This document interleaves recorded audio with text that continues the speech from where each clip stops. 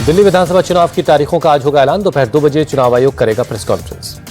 दिल्ली में 12 से 14 फरवरी के बीच विधानसभा के चुनाव की संभावना। 18 फरवरी को रिटायर हो रहे हैं मुख्य चुनाव आयुक्त राजीव कुमार। चुनाव आयोग ने जारी की दिल्ली की फाइनल वोटर लिस्ट। 1,55,00,000 से ज्यादा मतदाता करेंगे वोट। दिल्ली की वोटर लिस्ट में 2,08,302 फर्स्ट टाइम वोटर। इस बार करीब 1,67,000 वोटर्स की तादाद बढ़ी है। चुनाव आयोग की फाइनल लिस्ट के मुताबिक पुरुष मतदाताओं की संख्या 70,873 की बढ़ोतरी हुई, जबकि 96,426 महिला वोटर्स की तादाद बढ़ी।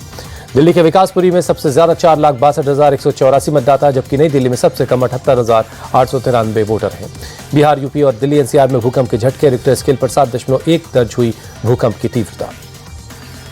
भूकंप के झटकों से हिला नेपाल। रिक्टर स्केल पर 7.1 दर्ज हुई भूकंप की तीव्रता। नेपाल के नोबुचा में जमीन से 10 किलोमीटर नीचे था भूकंप का केंद्र।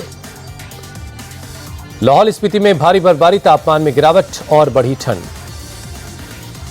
दिल्ली के एम्स इलाके में छाई धुंध की चादर। शीतलहर के चलते तापमान में गिरावट और ठंड बढ़ी है। दिल्ली में कोहरे के चलते विजिबिलिटी कम रही। नई दिल्ली रेलवे स्टेशन पर कोहरे के चलते कई ट्रेनें देरी से पहुंची। कोहरे की वजह से कुछ ट्रेनों को रद्द भी किया गया। आनंद विहार रेलवे स्टेशन पर परेशान नजर आए मुसाफिर। दिल्ली में गिरते पारे ने बढ़ाई ठंड। बंगला साहब इलाके में ठंड से बचने के लिए लोगों ने रैन बसेरों में शरण ली है। यूपी के अयोध्या में शीतलहर का कहर जारी है। ठंड से बचने के लिए लोग अलाव का सहारा ले रहे हैं। यूपी के अयोध्या में घने कोहरे और के चलते कई ट्रेनें रद्द हुई। कई ट्रेनों के रूट बदले जाने की वजह से यात्री परेशान हैं। उत्तराखंड के हरिद्वार में शीतलहर का कहर। शहर के कई हिस्सों में छाया घना कोहरा। यूपी के आगरा में कोहरे की चादर में लिपटा ताजमहल। घने कोहरे के साथ शहर में शीतलहर भी जारी है। वाराणसी में तापमान में गिरावट के चलते बड़ी ठंड। शहर के कई हिस्सों में दिखी कोहरे की मोटी चादर। मुरादाबाद में तापमान में गिरावट के साथ शीतलहर जारी। ठंड से बचने के लिए लोग अलाव का सहारा ले रहे हैं। राजस्थान के जयपुर में तापमान में भारी गिरावट। बढ़ती ठंड से बचने के लिए लोग अब आग जला रहे हैं। मुंबई के कई इलाकों में कोहरे की मोटी चादर छाई रही। धुंध के चलते शहर में के कई इलाकों में विजिबिलिटी काफी कम रही। ओडिशा के मयूरभंज में दिखा घना कोहरा। तापमान में गिरावट के चलते ठंड से लोग परेशान हैं। सुप्रीम कोर्ट में आज बीपीएससी पीटी की परीक्षा रद्द किए जाने की याचिका पर होगी सुनवाई। याचिका में लाठीचार्ज के लिए जिम्मेदार एसपी और डीएम के खिलाफ भी कार्रवाई की मांग हुई है। याचिका में बीपीएससी पर व्यापक धांधली का आरोप लगाया गया। सुप्रीम कोर्ट के रिटायर्ड जज की अध्यक्षता में सीबीआई जांच की मांग है। प्रशांत किशोर को पटना सिविल कोर्ट से मिली बिना शर्त जमानत। बाहर आकर कहा मेरा अनशन जारी था, जारी रहेगा। प्रशांत किशोर ने अनशन की जगह पर इंडिया टीवी के सवाल का दिया जवाब। कहा शुरुआत गांधी मैदान से हुई थी तो हिसाब किताब भी गांधी मैदान में ही होगा।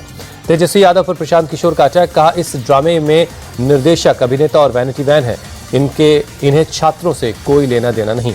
तेजस्वी यादव ने सीएम नीतीश कुमार को फिर थका हुआ बताया। कहा रिटायर्ड अफसरों के सहारे चला रहे हैं सरकार। पूरी तरीके से हाईजैक हो चुके हैं, कोई फैसला नहीं ले सकते। प्रशांत किशोर पर आरजेडी नेता मृत्युंजय तिवारी का तंज। कहा छात्रों की आड़ में अपनी राजनीति चमका रहे हैं। छत्तीसगढ़ के बीजापुर में सुरक्षा बलों के काफिले पर बड़ा नक्सली हमला। आईईडी ब्लास्ट में 9 जवान शहीद। दंतेवाड़ा, नारायणपुर और बीजापुर में एक सर्च ऑपरेशन से लौटते वक्त हुआ हमला। ब्लास्ट में कई जवान जख्मी भी हैं। सूत्रों के मुताबिक नक्सलियों ने हमले में करीब 100 किलो आईईडी विस्फोटक का इस्तेमाल किया। गृहमंत्री अमित शाह ने नक्सली हमले में मारे गए लोगों के प्रति दुख जताया। कहा हमारे जवानों का बलिदान बेकार नहीं जाएगा। गृहमंत्री अमित शाह ने देश को दिया भरोसा, मार्च 2026 तक नक्सलवाद भारत से खत्म हो जाएगा। छत्तीसगढ़ के सीएम विष्णुदेव साय ने नक्सली हमले की निंदा की। कहा सरकार नक्सलवाद को खत्म करने के लिए पूरी ताकत से काम कर रही है। डिप्टी सीएम अरुण साव ने नक्सलियों के हमले को बताया कायराना। कहा छत्तीसगढ़ में नक्सलियों का सफाया करके ही रहेगी सरकार। भारत में चीनी वायरस एचएमपी के 6 नए मामले रिपोर्ट हुए। कर्नाटक और तमिलनाडु में 2-2 केस, जबकि बंगाल और गुजरात में 1-1 केस मिला। कर्नाटक में 3 महीने की एक बच्ची और 8 महीने का एक बच्चा इन्फेक्टेड मिला। दोनों बच्चे का बेंगलुरु के अस्पताल में चल रहा है इलाज। असम के दीमा हसाओ जिले में बाढ़ की वजह से कोयले की खदान में फंसे 15 मजदूर। राज्य सरकार ने सेना से मांगी मदद। खदान में करीब 100 फीट तक भर गया है बाढ़ का पानी। 2 मोटर पंप के जरिए पानी निकालने का काम जारी है।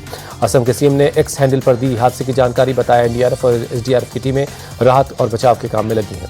मुंबई के अंधेरी इलाके में बिल्डिंग की 11वीं और 12वीं मंजिल पर लगी आग। हादसे में एक बुजुर्ग की मौत। दमकल की 8 गाड़ियों ने आग पर काबू पा लिया है।